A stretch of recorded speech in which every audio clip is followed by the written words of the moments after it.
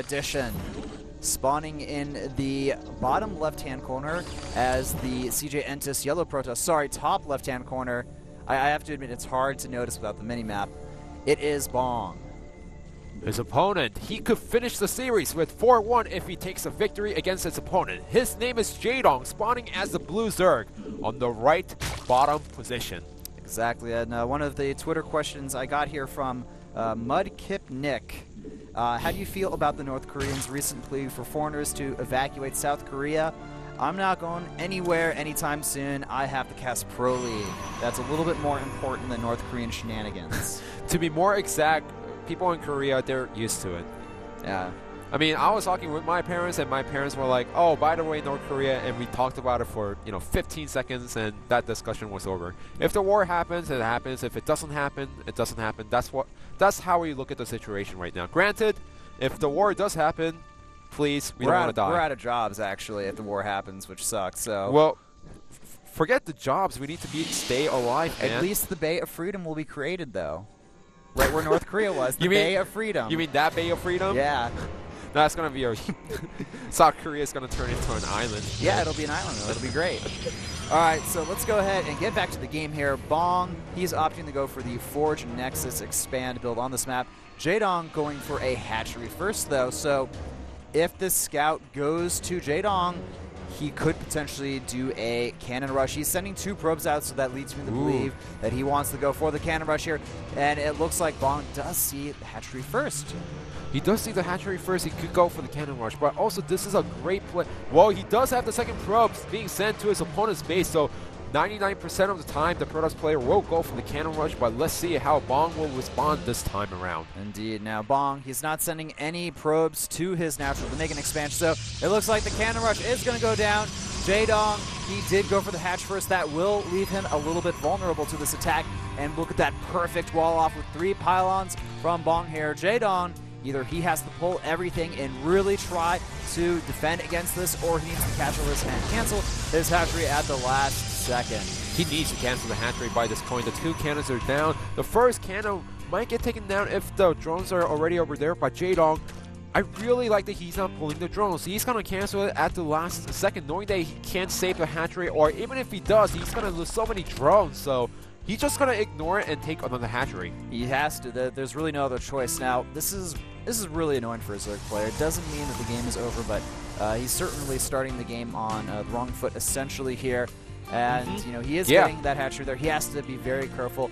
If another hatchery gets cannoned, the game is essentially over here for him. He's just not going to have the larva or economy to stay in the game.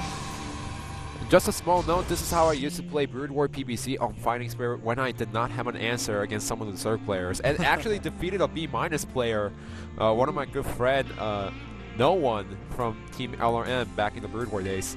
LRM No One. I have no idea who that is. Sorry. He's also one of the managers of the team, active managers, but he was my good friend. He was B-, and I would love the cannon rush because so the idea behind going the double probe scouting is that yes, you can go for the cannon rush, but on a large map like this, if you're not going to go for the Forge first, if you're going to go for the Forge but, get the Nexus right after, the timings of defending against the 6 pole are kind of iffy. You're not going to get the scouting in time if you only get 1 probe, so that's why you send out the double scout to see where your opponent is and to see if he is going for the 6 pole or 10 pole.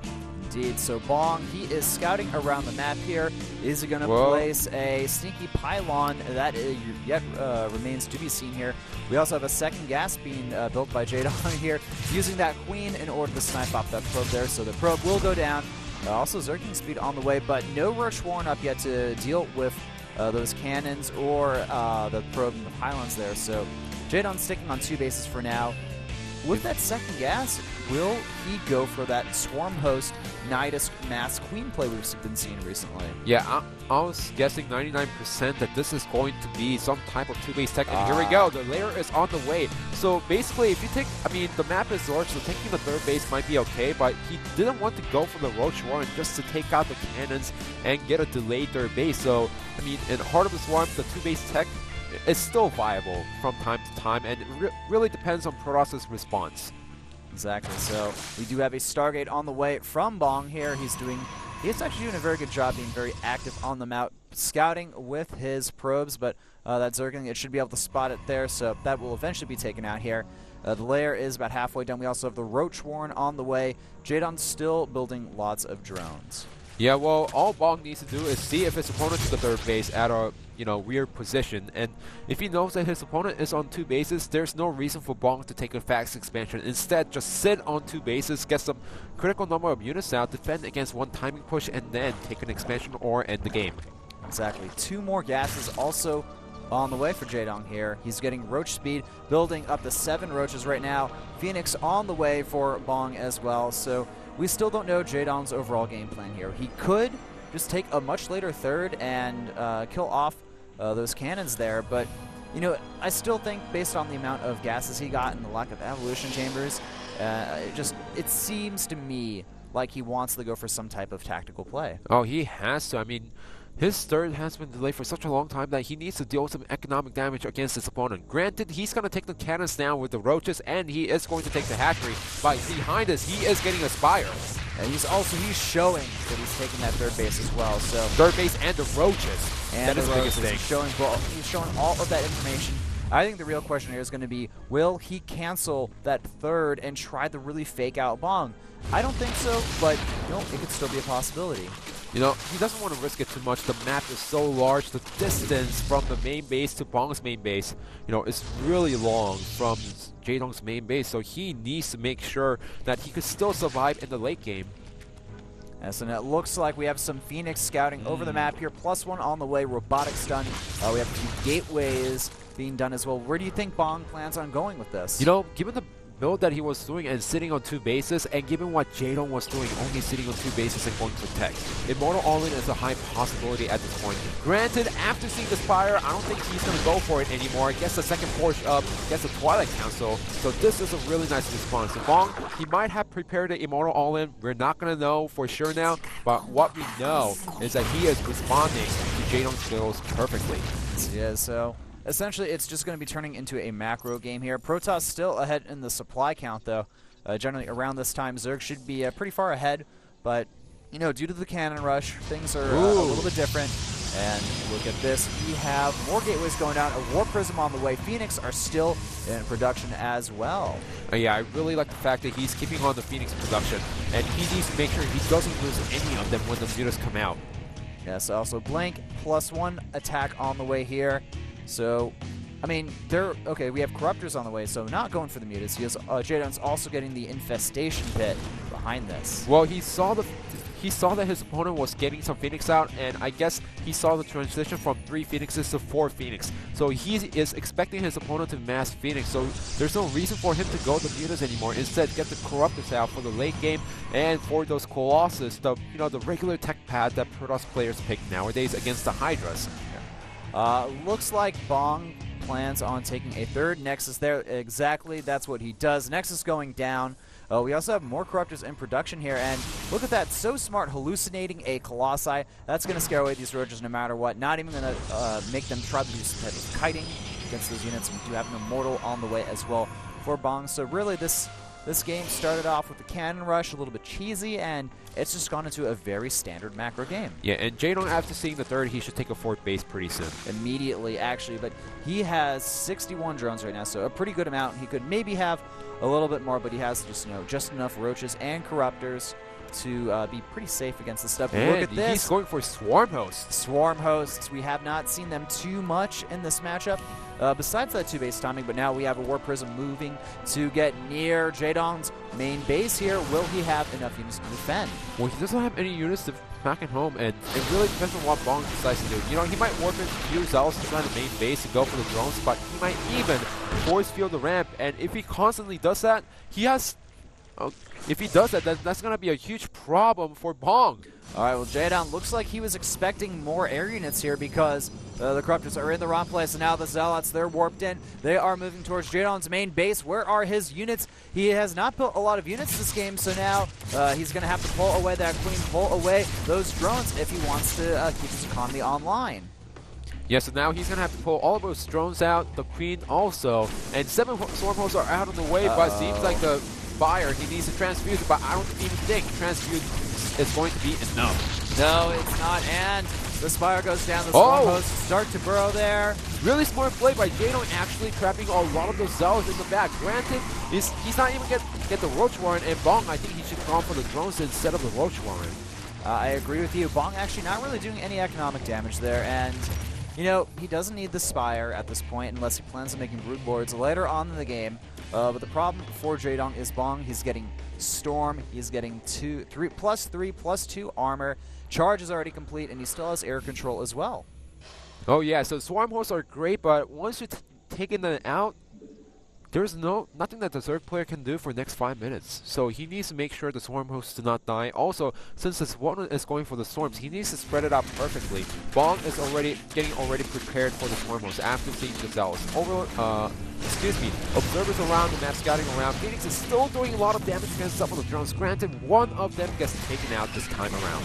Yes, indeed. So Bong trying to be a little bit more aggressive on the map here, clearing off some of this creep. Jadong playing a style that is devoid of hiders and roaches for this point, and he's just going to move forward with these Swarm Hosts, and he also has a good amount of Zerglings as well, remaking that Spire, and I feel like he's pretty far behind on the attack and armor upgrades. That's one of the issues I've seen in this play here. He's just starting his 2-2 right now.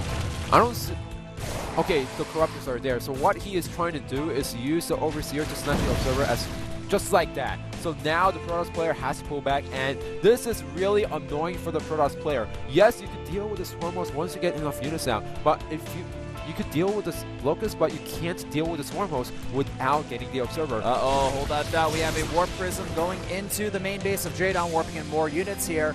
And that's going to be a lot of Zealots, but they're not just Zealots. They are now Charge Lots, and the upgrades are just about done for them. The Swarm Hosts, they're forced to retreat here. That Queen is going to get obliterated here almost instantly. Also, the Hive under construction has been scouted as well. And Bong, he's moving out at the same time. It looks like he wants to potentially do some damage here, or at least clear away some creep.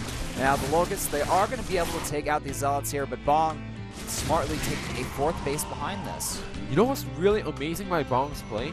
He knows that his opponent went for Swarm Host, and he knows that the only way Jadon can actually push up is burrow and then unburrow and slowly creep up by actually sending in the Zealots inside the main base and also clearing some creep, moving out on the map. That delays Jadon's push so much, and that gives Bong enough time to take the 4th base, enough time to get more units out to deal with the Swarm Host. Yeah, interesting. We already have +2 air attack on the way here for Jadong. I wonder if he wants to eventually transition into some type of heavy muta composition, although that would be weird considering he is going for the Hive at this point, using those Locusts to kind of scare away his opponent. Also, Jadon doing some good harass at this expansion here. Lane's moving in here, but oh, they're getting absolutely annihilated by all those units here. So unfortunately, they are essentially going to be wasted units.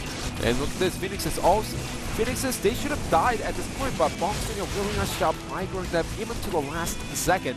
Granted, he's also doing this nice solid harassment here and there, and it seems like Bong's multitasking is fantastic.